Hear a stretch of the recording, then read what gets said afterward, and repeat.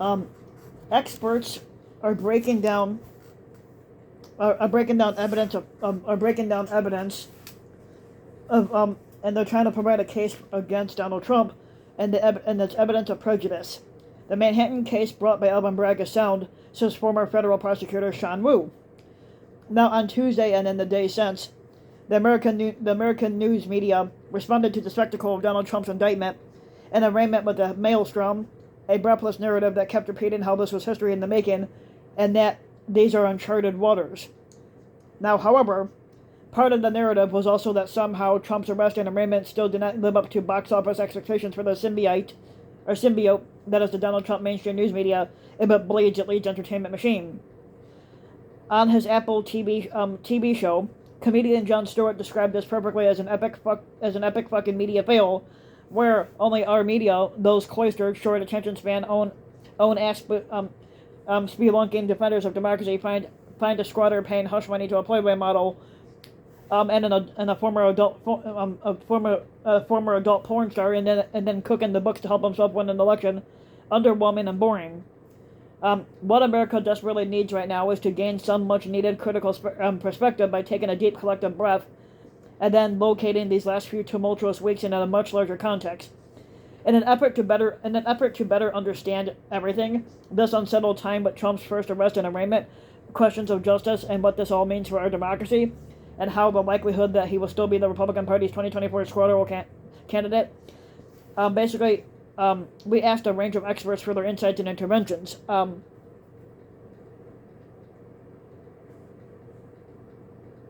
Now, Stephen Beschloss is a journalist and author of several books, including The Gunman and His Mother.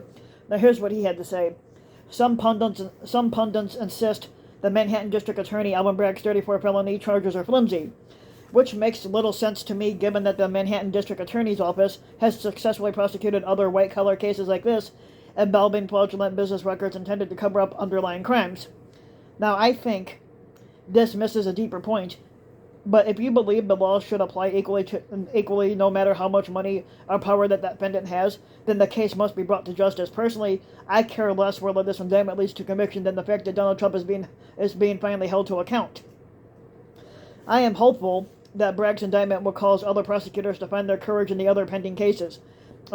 Only by finally holding Trump accountable for his criminality will we ever be able to reassert the rule of law, discourage anti-democratic authoritarians bent on grabbing power by any means necessary, and repair our democracy from the front.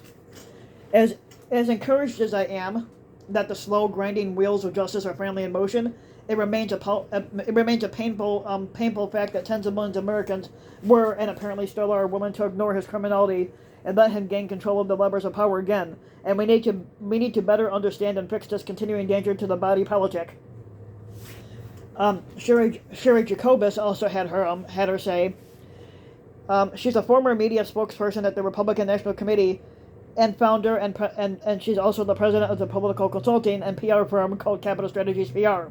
Now, Trump's somber and even slightly fearful demeanor as he was arrested, fingerprinted and arraigned, belies the bluster and bravado to which we are accustomed to, and which a ratings-greedy media have become sadly dependent on. He thought that he escaped justice once again, as evidenced by his fraud social post days earlier, where he praised the grand jury. Trump's ashen, drawn face at arraignment told a different story. The Manhattan DA's grand jury indictment of Donald Trump on 34 different felony accounts is erroneously viewed as the first domino on what many hope is a slew of indictments in Fulton County, Georgia, by Fani Willis and Special Counsel Jack Smith in the Department of Justice for the January 6th Klan insurrection and the stolen classified documents case. The hopium is addictive, and I share that hope. However, there is no basis to assume the Manhattan DA's indictment of Trump has any impact whatsoever on what Attorney General Merrick Garland may or may not eventually do, or what happens in Georgia.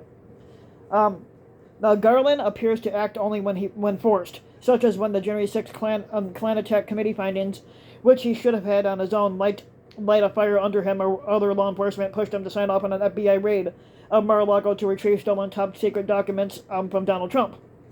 Now, Trump's sycophants also need to be reminded that neither Democrats nor the media indicted Trump, nor did a judge. Trump was indicted by a grand jury of his peers. Now, Greg Barack He's an emeritus professor of criminology and criminal justice at Eastern Michigan University. He's also the co-founder and North American editor of the Journal of White Collar and Corporate Crime and author of Criminology on Trump. Basically, he was pleased to see Trump criminally indicted for anything for the first time, especially since he's been a habitual offender of crimes for 50 years, by violating all types of business, consumer, and tax-related laws, not to mention his organizational and intergenerational rackets established by his father, Fred Sr., and he enjoyed disproportionately by Donald and his siblings to lesser degrees. Now, in turn, like his ugly-ass father before him, Teflon Don reproduced these business scams or rackets and expanded on them. Presently, the illicit proceeds from the Trump criminal enterprise are enjoyed mostly by Boss Trump and his ugly-ass children, Don, Eric, and Ivanka. Now, call these, Don Jr., basically Eric and Ivanka, call these garden varieties or bread and butter, white-collar crimes as Alvin Bragg referred to them. But whatever you call them, the indictments brought by the people of New York against Donald Trump were quite appropriate, regardless of whatever weaknesses may lie in successfully navigating a prosecution between the jurisdictional fields of federal and state laws. Now, with that being stated, I am much more interested in the forthcoming criminal indictments from Fulton County and from the DOJ, as the prosecutions of these political crimes by the former squatter and his cronies against the citizens of the U.S. are integral to the very survival of U.S. democracy as we know it, for better and worse, since post-Reconstruction. Now, there has been a slew of misdeeds or errors that concern me by public, especially when it comes to the news media and others.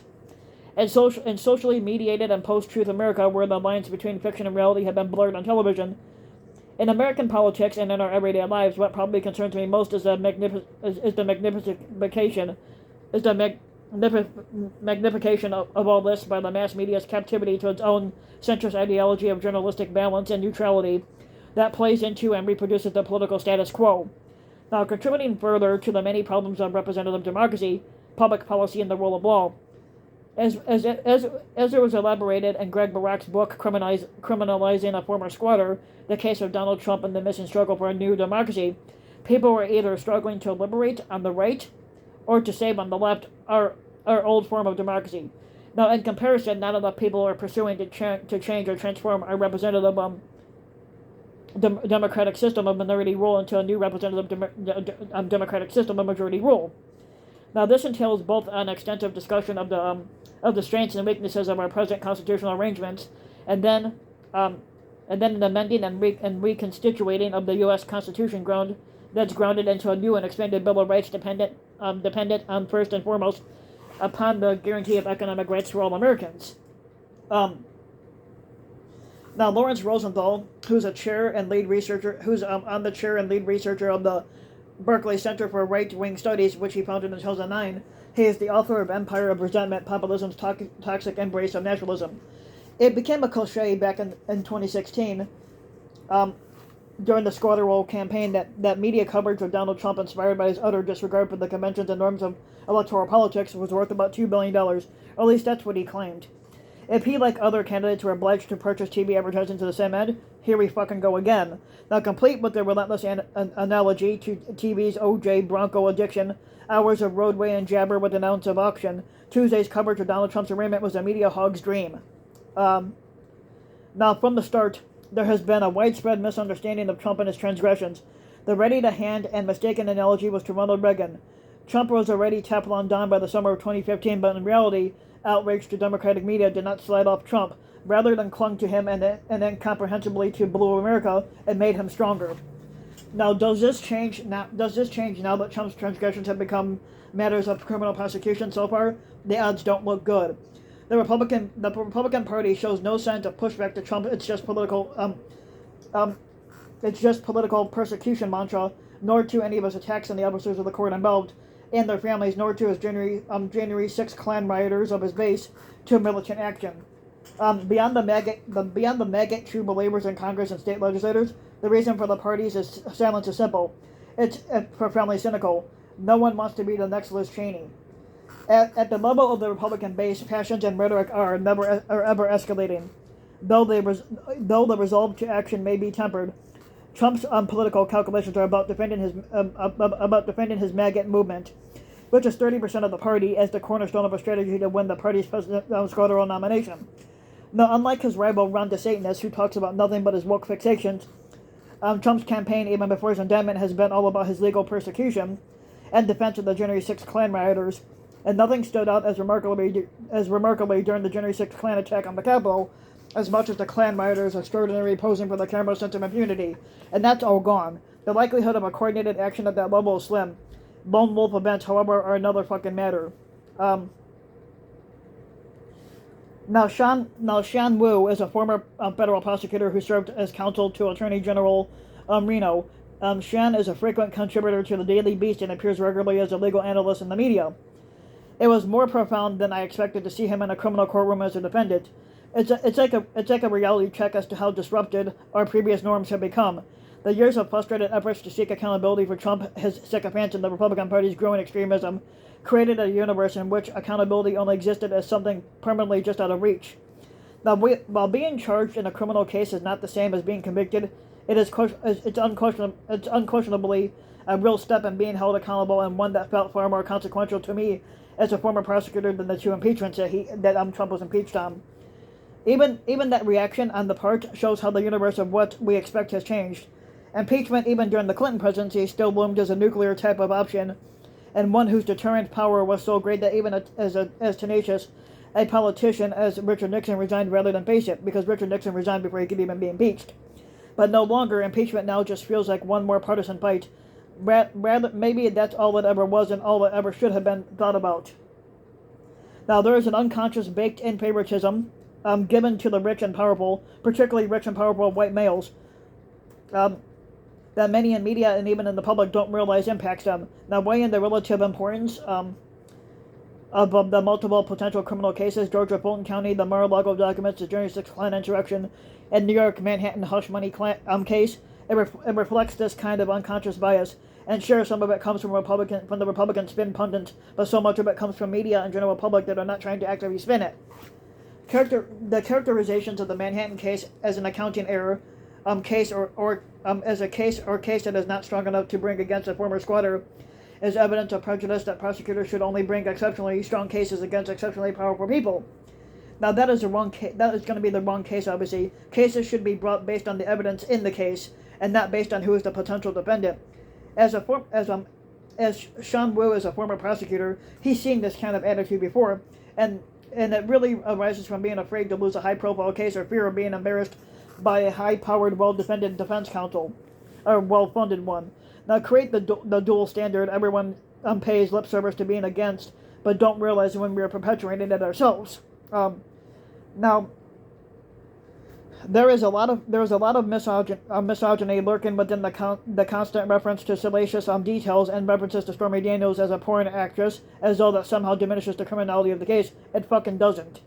The Manhattan case brought by Bragg is sound. It will certainly be subject to aggressive legal attacks by Trump's team, both pre-trial and during trial. Now, for Trump's team, once they get to a jury, the case will be a hard one to win. It's factually simple, and Trump will make a very unpopular defendant in Manhattan. The constant knee-jerk remarks that the prosecution theory is a novel one, and most of the people saying that doesn't really understand the legal underpinnings of this very common charge in New York State.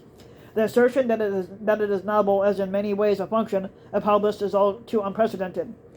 Now, if you liked the video, you can give the video a like and subscribe to my channel, RBW King. You can also hit the notification bell so that you'll be notified when a new video comes out. Also, make sure to hit the like button if you like the video. And also, you can leave a comment, let me know what you think.